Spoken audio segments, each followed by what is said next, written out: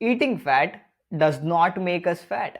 Fat is actually the biggest misnomer in the health and fitness space. Misnomer basically means that inappropriately named word, because the fats that we eat is called as dietary fats. The fats that is stored on the body is called as adipose tissues, and they are, although they are similar, but they are not similar. And eating fat does not directly mean that we would gain fat, or the fat that we eat directly won't get converted to the fat that is stored on the body.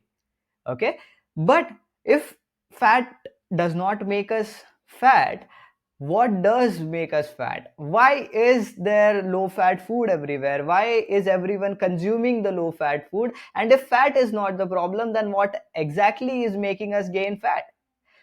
These are all of the topics that we are going to discuss in today's episode of the Fitness Engineered podcast. And as always, Vinay here, lecturer of exercise science at National Strength and Conditioning Association India, a body transformation and performance coach, here to make your transformation and performance journey easier, faster, and enjoyable. And in today's episode, my friend, I'm going to clear off the blanket on the fact that eating fat does not make us fat. You know, from where this entire thing came, that eating fat would lead us to fat gain, is because fat is one of the macronutrient. Macronutrient is basically the nutrients that we need in higher quantities. Okay, there are three macronutrients. We have protein, we have carbohydrates, and we have fats. All of the three are macronutrient because we need them in higher quantities. Okay, then there is also a category of nutrients called as micronutrients. Micronutrients are minerals, vitamins, all of the trace minerals and electrolytes, all of those. We call them as micronutrients because we need, or our body needs them in smaller quantities. Macronutrients are required in grams, micronutrients are required in milligrams, or we could say micrograms, and very smaller amounts, trace amounts of it is actually required for our body to function optimally. But where does the phenomenon of fat makes us gain fat came from was 1 gram of protein gives us 4 calories. 1 gram of carbohydrate also gives us just 4 calories, but 1 gram of fat gives us 9 calories, which is almost double, more than double of what we actually get from carbohydrates and fats. So suppose if we consider we consume 10 grams of protein, we would get 40 calories. If we consume 10 grams of carbohydrates, we will get 40 calories. But if we consume 10 grams of fats, that is just oil, or 10 grams of butter, or whatever, 10 grams of fats, we would get 90 calories, my friend. Okay, and it does not directly link to that if we eat fat it will lead us to fat gain, because now we have understood that why the phenomenon came, because the fat is actually calorie dense. It contains more than even double the calories from what we get from protein and carbohydrates. But fat by itself isn't the problem. Eating excess calories is the problem. Now, just like we have discussed this multiple time, that suppose if we have a bank account and we only have 2000 rupees in our bank account, and if we spend 1500 rupees out of the 2000, we are left with 500 rupees in our bank account. But tomorrow, if we have just 2000 rupees, and if we want to spend 2500 rupees, we just have 2000 rupees. Now we need 500 extra rupees, and where this 500 extra rupees would come from? This would come from the fixed deposits that we have already stored. And what is the fixed deposit? Is the fats that we have stored on the body. The body fat, the stored fat on our body, is nothing but stored form of energy, calories. Basically, calories is a unit of energy measurement. That's it. Calories is nothing that we should be afraid of. Okay, calories is just a unit of energy.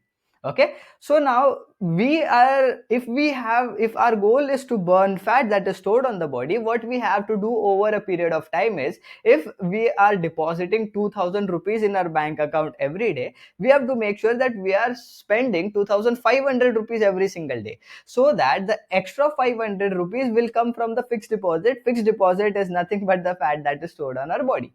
That is how slowly and steadily our body will take excess money from the fixed deposit and would empty the fixed deposit that we don't actually need at this moment. Fat isn't something that our body developed for aesthetic reasons or anything. Storing fat was a safety mechanism for us.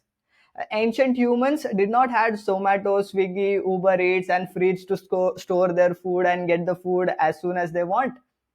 Okay, ancient humans had to go for a hunt, they had to go swimming, they had to go and climb mountains to get their food, they had to do farming for like months and months to get little amount of food. Okay, and there were days when some days they would get a lot of food, and there were days when they got no food at all. Okay, so it was a challenge to even survive in those days. It wasn't about thriving in those days, it was just about surviving. And on the days when these humans had a lot of food to eat, what they did was they ate everything that they had, because they did not had any cold storage, they did not had any refrigerators, they did not had any way of preserving the food for like multiple days. Okay, they got food, then they ate as much as they could, and because they knew that today we have food, tomorrow we might not have food. So the tendency of our body to store the calories, the energy inside itself, is the fat storing mechanism that we know as of today.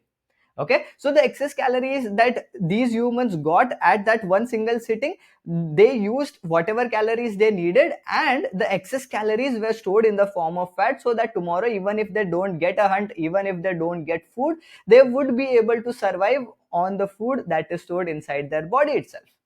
This is how our body started to store fats in the body itself. That's it. This is the simplest mechanism that we need to understand when the goal is to lose fat or to gain weight or to do anything about it. Is to first understand the underlying mechanism of it. If the mechanism is clear, then the entire process becomes a lot clear. Then we don't have any doubts. We don't look out for any supplements. We don't look out for any shortcuts or any of these things.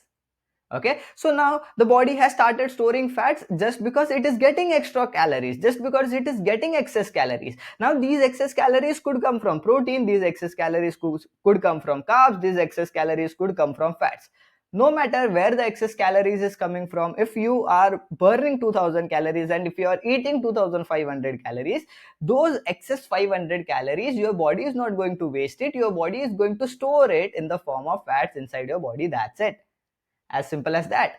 So over a period of time, what we have to do is we have to start eating less and we have to start burning more. Okay, we have to start eating 1500 calories, burn 2000 calories, eat 1000 calories, burn 1500 calories, whatever that ratio is suitable for you and convenient for you. We have to do that. That's it. So that the extra calories that the body needs, that we did not consume that day itself, those excess calories will come from the stored energy stores, and the stored energy stores are nothing but the fats that we have on the body. That's it. That is as simple as that. Everything boils down to the calorie balance. This is called as the calorie balance or energy balance. Energy balance means how much energy we are consuming, how much energy we are burning, and the net calorie balance would always be something. If the net calorie balance is negative, that means we have burned more calories than what we have ate, we would lose fat. If the calorie balance is positive, that means we have had more calories than what we have burnt, we would store that as fat. That's it. As simple as that. That was the major point of today's topic. But then, why are people eating low fat food? Why are all the fads and the trends around low fat food and high fat food is bad and all of those things? That is because we need something to be marketed at us. We need something that sounds unique, that sounds different than what everyone else is doing. If I would be telling you all of these information for free, I cannot sell you anything. Okay, I cannot make money from it. If I have to make money from it, I will tell you that there is a trick, there is a secret, do this, do that, give me money so that I can tell you this and we can do this and then you can achieve this. there is no money that I could charge you for giving you this simple valuable information. And if everyone does that, nobody would make money. As simple as that, my friend. Okay, and in the process of making a whole fat food lower in fat, we also lose a lot of nutrients from that food. Okay, now fat is not a luxury for our body. Just like we already discussed, fat is essential for our body. There are few functions in our body where the fat is required and it is mandatory. Our brain is 70% fat. Okay, we need fat to thrive, my friend. Fat is not an optional thing for our body. Okay, a healthy body fat percent for males is around 12 to like 16% of body fat. Okay, for females it is around 18 to like 25%, depending upon their age, depending upon their status. Now if they are closing to pregnancy and everything, they might benefit from having slightly higher body fat. If they are athletic women, if they have some athletic performance goals and everything, still being on a lower body fat percentage could be helpful for them. But we need at least this much amount of fat in our body to function optimally, because fat have few essential functions. Like, fats are very important to absorb certain vitamins. There are two categories of vitamins. One of them is water soluble vitamins, the other is fat soluble vitamins. Water soluble vitamins are, again, just like the name suggests, they're soluble in water and they need water as a transporter, and they could means they could travel throughout the body and get absorbed. Okay, but the fat soluble vitamins need fat as a transporter. They need fat to absorb themselves and get utilized inside the body. Okay, and there are only two water soluble vitamins, and there are like 5 6 fat soluble vitamins. Just vitamin B and vitamin C are water soluble, but apart from that, vitamin A, D, E and K, four vitamins are fat soluble vitamins, which will benefit from having certain amount of body fat or certain amount of fat with the meal to help them to absorb, get digested and get utilized inside the body. And if you think that body fat is like worst thing, we don't need body fat, we need to lose as much body fat as required, then we won't be able to absorb these essential nutrients as well, my friend. This is one of the most important function. The other important function is thermoregulation. Fat also helps with thermoregulation throughout the body. You will observe that the people who have slightly higher body fat percentages, they don't feel too cold when it is too cold out there. Their thermoregulation, they don't feel too cold out there. Okay, so basically the fat makes a layer of blanket over their body, and then it well insulates their body from all of the thermoregulation, all of the temperature variations and things like that. Okay, when you're too skinny, when you're too thin, you will feel too cold even if it is not too cold out there. Okay, that is one of the other benefit of having fat on the body. One more benefit of having body fat is synthesizing hormones. Hormones require fats, my friend. If we go too low on the body fat percentages, all of the hormonal balance suffers. Okay, there are problem with menstrual cycle, there are problem with testosterone, estrogen, all of the growth hormones and things like that. Okay, hormonal synthesis needs us to have a healthy body fat percent. Healthy body fat percentage does not mean that you have like 50 body fat percent, 30% body fat. And I just told you 12 12 to 16% for males and like 18 to 25% for females. There is range. No individuals are equal, and that's why the range. Different individuals will feel better and different and look a lot different on different body fat percentages. So that's why there is a range and there is not a fixed number here. Okay, then few disadvantages of having higher body fat percentages. One of the biggest is having the risk of heart diseases. Heart diseases is one of the major risk factor of storing or having a lot of fat on the body. Okay, so this is one of the major risk factor. This is majorly caused because of having a lot of visceral fat. There are two types of fats that are stored inside our body. One of them is called as subcutaneous fat and the other one is called as visceral fat. Subcutaneous fat is basically the fat stored beneath our skin, and the visceral fat is the fat stored around our internal organs. Okay, now what majority of the people are worried about is losing their belly fat. Belly fat, belly fat, belly fat, everything boils down to belly fat. यार विनय कुछ भी करा दो, बस ये belly fat कम करा दो. विनय यार तुम जो बोलोगे वो मैं करूंगा, बस ये belly fat कम करा दो. So it does not happen like that, my friend.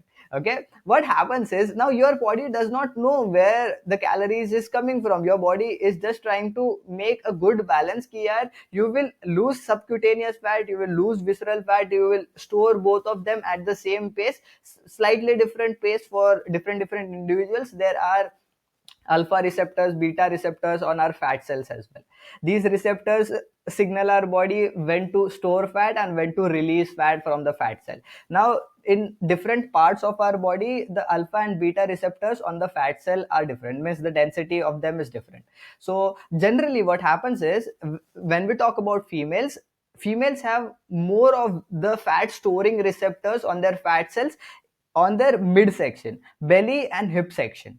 Okay, lower belly and the hip section specifically, and that's why they have that gynoid of a shape. If we just generalize it, majority of men would have an android kind of a shape. That means apple kind of a shape. That means they will store a lot of fat on the belly region, but not on the entire body per se. Okay, so that is because they have majority of the density of the receptors on their fat cells that will signal the body to store the body fat there. Okay, all of these things are not under our control, my friend. Majority of them are genetic factors. You will observe majority of people, they don't store fat on anywhere else in their body a lot, but they will store a lot of fat on their belly region. Majority of females have a lot of problem with having a lot of fat on their arms. Majority of female would face a lot of problem with removing body fat from their hips. Majority of them will suffer from their belly fat, and all of these are different areas where the body stores fat, and we don't have any control whatsoever over this. What we could only do is we could just lower the body fat percentages overall, and overall the body would regulate the fat loss itself. We cannot target fat loss from any specific region. Okay, and we also cannot target fat gain in any specific region. Both of these things are not under our control. No matter how many ab exercises you do, no matter how many leg and hip exercises you do, you are not going to target fat loss from that specific region.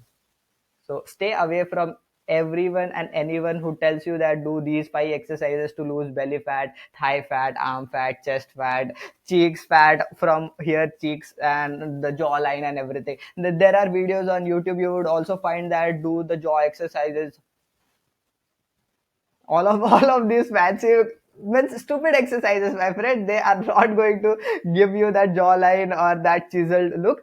Just stay in a calorie deficit for long enough time and you will see results from your entire body and not just a specific part.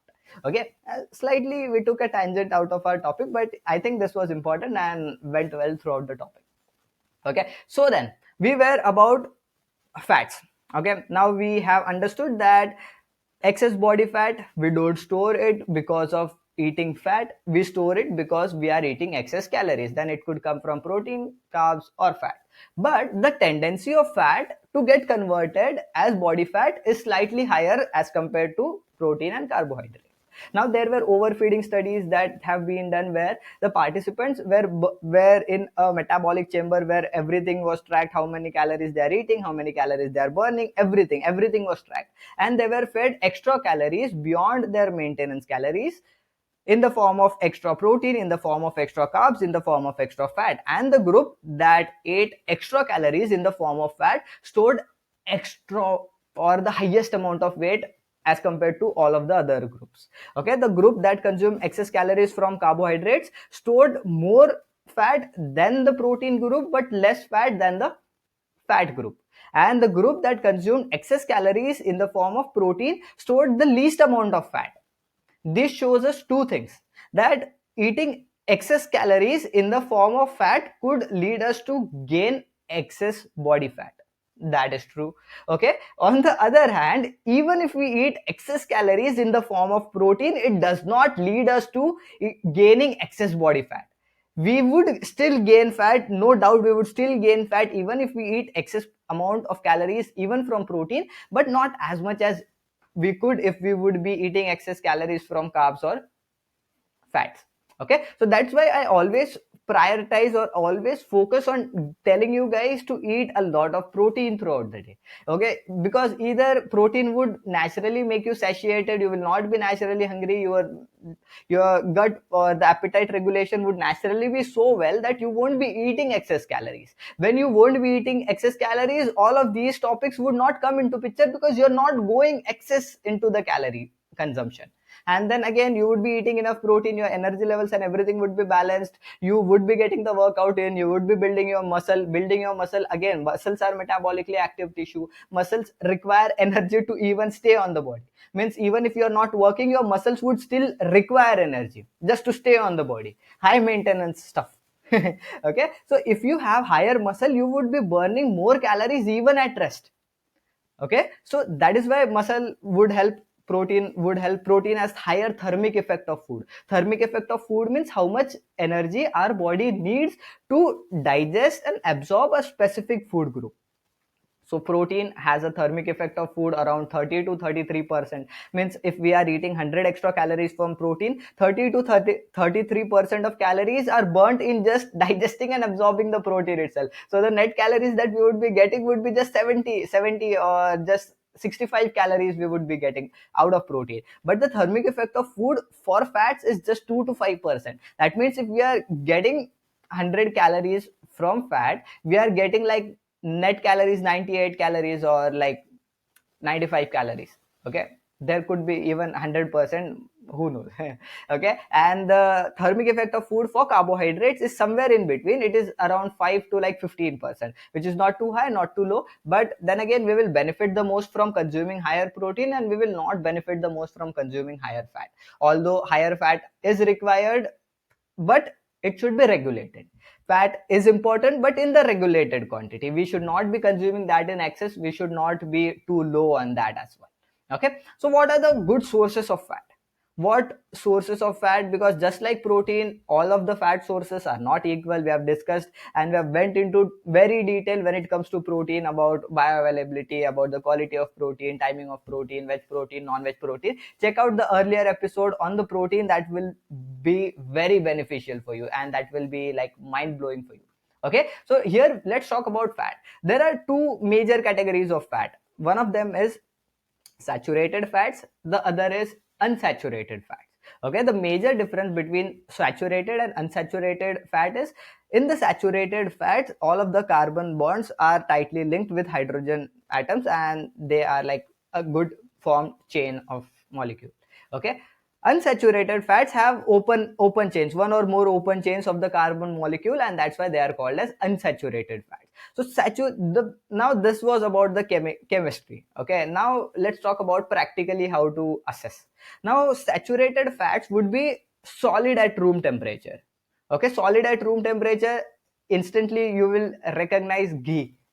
Homemade ghee is solid at room temperature. If we just keep it in the kitchen, if we just keep it outside or even in fridge, it would become solid, it would become thick. Coconut oil if kept in outside during winters, now there are time for winters and you would observe this, coconut oil becomes solid at room temperature. When there is cold out there, it becomes solid at room temperature, unless and until it is kept in like sun and outside and everything, it becomes solid at room temperature. These are called as saturated fats. Then we talk about unsaturated fats. Unsaturated fats are liquid at room temperature. There are again two here, omega 3, omega 6.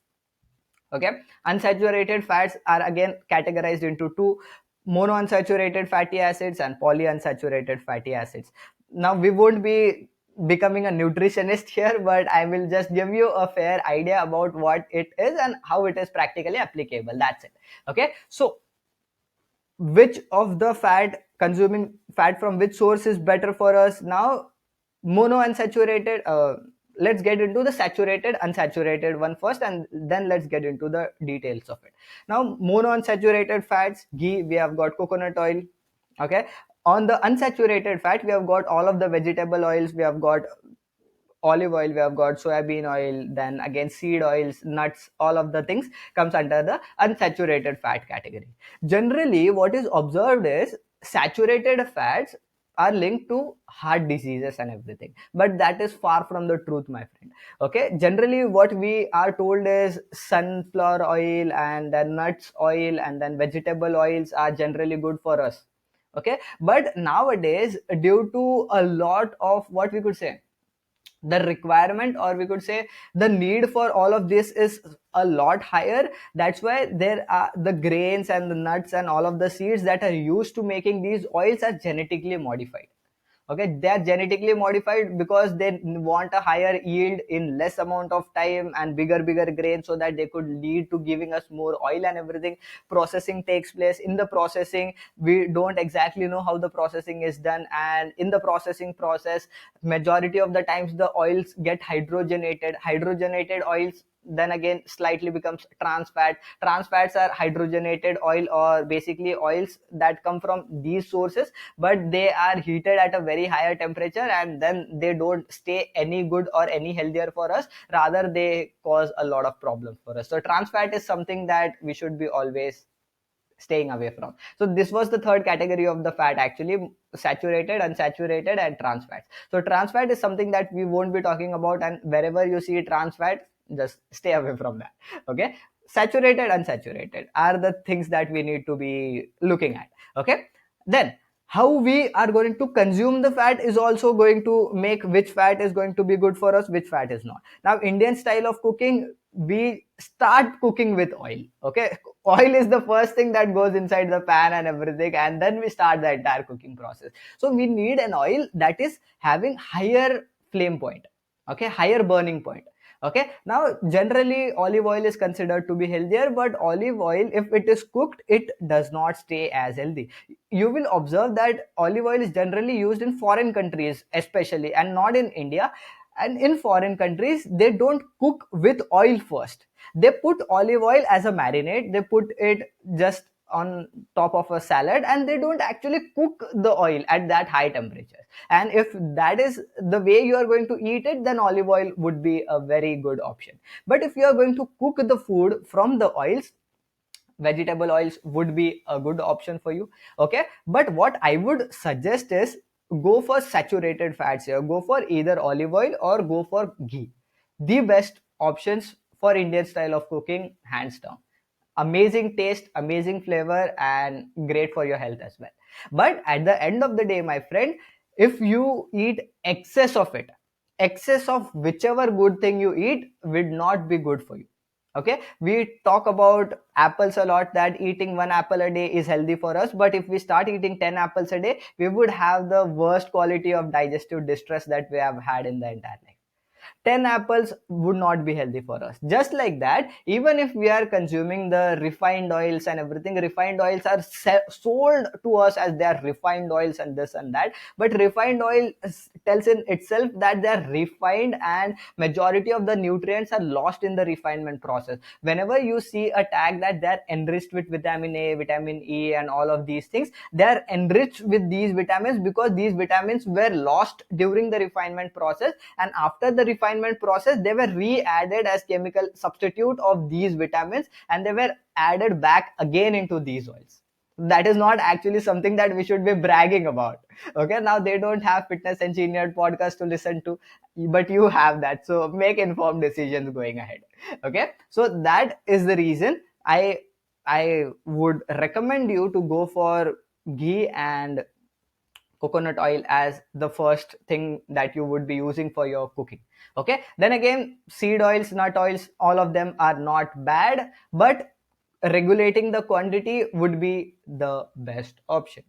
Okay, then again, there are omega 3s, my friend. Omega 3s, omega 6, omega 9s, these comes into the category of polyunsaturated fatty acids, and they comes under the category of saturated fats. And omega 6 and omega 3 are called as monounsaturated fats. Okay, so sorry, my friend. Omega 3 and omega 6 are called as polyunsaturated fatty acid. You will observe this word on majority of the food products: PUFA, PUFA. Okay, that stands for polyunsaturated fatty acids, which means omega 3s and omega 6. Then there are monounsaturated fatty acids as well. They are omega 9s.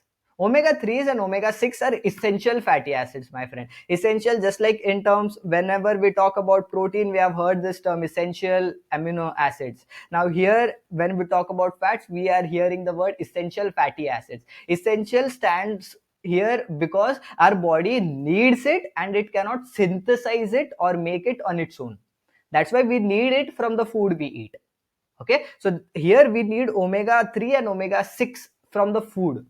Okay, the best source for omega 3, again, fish. As you all know, fish is the best source. Okay, then again, there are nuts. We have flax seeds, we have walnuts, almonds. They also contain a little bit of omega 3, a little bit of omega 6. Both of them are essential for our body, but there is a ratio in which they should be present in our body. So 2 is to 1 or like 2 is to 4 ratio is like great. Okay, but generally what is observed is the ratio is 1 is to 36. The ratio goes 1 is to 40 of omega 3 to omega 6. Okay, this ratio is very, very important. Now we get omega 3s and we get omega 6s as well. Okay, we get majority of omega 6s from vegetable oils and everything. Now maintaining a good balance between both of these is very, very important. Okay, why it is very important is because our body regulates fats. Okay, our body could synthesize omega 9s on its own. That's why we don't need it from the food we eat. We could synthesize cholesterol as well. We get cholesterol from food as well, and we can synthesize it in the body itself. Okay, so if we are consuming too high of omega 3, the body could regulate everything else. Omega 6s could be very nicely balanced, but what is happening these days is we don't eat a lot of fish. Then again, vegetarians are like a completely different category of people, okay, who don't have fish as an option in their food. They only have flax seeds, chia seeds, walnuts, almonds as the source for their omega 3s, and these sources are not very potent source of omega 3. And vegetable oils are like everywhere. We are consuming a lot of omega 6s, we are not consuming a lot of omega 3s. And if you are eating fried food, if you are eating food that we get from outside, you are loading up on omega 6s and omega 9s and all the trans fats in the body, and the omega 3 content is very, very less, and that's why the ratio goes like 1 is to 36. But where the ratio has to be 1 is to 2 or 2 is to 4 wala ratio, there the ratio is like 1 is to 36, 1 is to 40, and things like that. So here we can do two things. Either we can lower the amount of unsaturated fats that we consume, or the omega 6s, omega 9s that we consume, and increase the amount of omega 3s that we consume. Although we cannot increase a lot of omega 3s because it is not realistic, but it is very much realistic to lower the amount of omega 6 and omega 9s that we consume from food. Okay, so that's why omega 3 becomes a very essential supplement for everyone who cannot consume a lot of fish. Very important for your heart health, very important for your brain health, very important for your tissue development, very important for hormonal synthesis, very important for your bones, connective tissue health, very important for your eyes as well. Great stuff, and we need it. It is an essential nutrient. We are not like Jadoo from Koi Mil Gaya who could just sit in like sun and say dhoop, and then once we we get all of the sun rays, we get all of the nutrients from it. It does not happen like that, my friend. Nutrition is something that we should be paying very close attention to if we want to thrive and not just survive. Okay, so here omega 3 becomes a very, very essential supplement for everyone looking to thrive in their life and not just survive. Okay, so these were all of the points about fat and everything. But then again, the problem with fat, I still have the question that why is there a problem with fat? Is there any problem with fat? Yes, there is. The problem with fats is it is very easy to overconsume and it is very calorie dense. Okay, fats are very easy to overconsume and they are very calorie dense. That means if you want to eat 200 calories from fats, it is very easy. Just 2 tablespoons, 2.5 tablespoon of oil, 1 tablespoon being like 10 ml, second tablespoon 10 ml, and we just need 1 or 2 ml out of it. Means 22 grams of oil will give you 200 calories.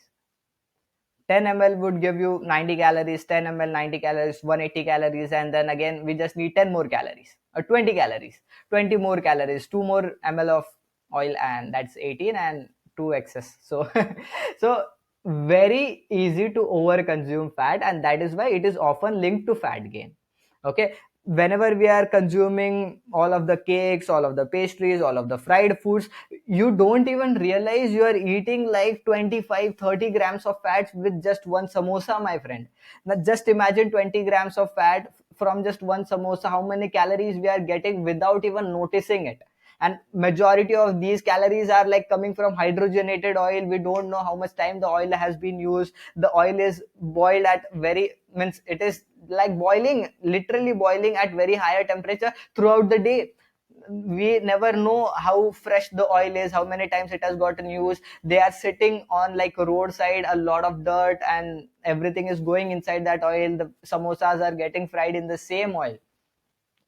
Some odd day, if you want to take a risk with your health, just like we all are used to taking risk with our health. I absolutely love fried food. Not that much, I've reduced it so much from the time I've got all of this information, and we could say knowledge is curse at times. But yeah, it is good to avoid all of these things. Some odd day, again, it comes with risks, but thoda risk to banta hai, right? So little bit here and there, but that should not become a very frequent process, my friend. That should not become something that you should be dependent on. That should not become something that you could not live without. Okay, if you want to make it at home. Brush good quality oil over the samosas and make it in air fryers and everything. We have got amazing technology out there. We can make a lot of food with a lot of healthier ingredients, with a lot of quality control over the ingredients. We just need a little extra time, and if we want to eat those food, put in a little extra time and efforts, and all of that will be absolutely worth it. Okay, the only problem with fat is they are calorie dense, very very calorie dense, and they are easy to over consume, and the thermic effect of food is very very less. That's it. These are the only three problems with fat. Apart from that, fats are essential. There are a lot of function, very important function of fats in our body, and then fats are not to be blamed for the obesity epidemic or for fat gain or whatever it is. Okay, it is the calories, it is the excess calories, not the calories. Calories is also a word that has been like blemished all over, but calories is just the unit of energy and nothing apart from that. Okay, so calories also is not something that we should be like looking down at, or we should be thinking that it is bad or something. It is just the unit of measurement, my friend. Just like centimeter, meter, gram, milligram, liter, kilometer, all of these are just units. Calories is just a unit. Okay, it is just saying us that how much energy are we going to get from food. That's it. If we are consuming a lot of food and we are still expecting our body to lose fat, that is not going to happen, no matter which supplement you take, no matter what fancy diet you do, no matter whatever. Whatever. Okay, if you are consuming excess calories, or if you are not losing fat, my friend, think about it in the reverse order, that you are consuming extra calories that you are not noticing. Okay, that you are not noticing. It is very easy to underestimate how many calories we are eating, and it is very easy to overestimate how many calories we are burning. That leads to the problem of like fat gain, and I'm doing everything right and still not losing fat. If you need help with your transformation and performance journey, make sure you reach out to me and I'll be happy to help you out. Okay, as always, I hope this episode added some value to your life and you learned something new out of it. If you learned something, drop me a text, drop me a DM, or put a comment below. I love listening to your comments. That makes my day very very beautiful. And stay tuned, my friend. I've got amazing information for you all. Consistency with the podcast is one of my top priority, and I'll keep putting a lot of valuable episodes for you. If there is something that you need a specific episode on, if there are topics, if there are things that you want me to make an episode on, do let me know, and I'll specifically make an episode on the topics that you suggest, if they are that worthy of making an episode. But if not, I'll give you a very detailed short explanation about the answers or the questions that you have. Okay, that's about it, my friend. As always, Vinay here, signing off. Bye.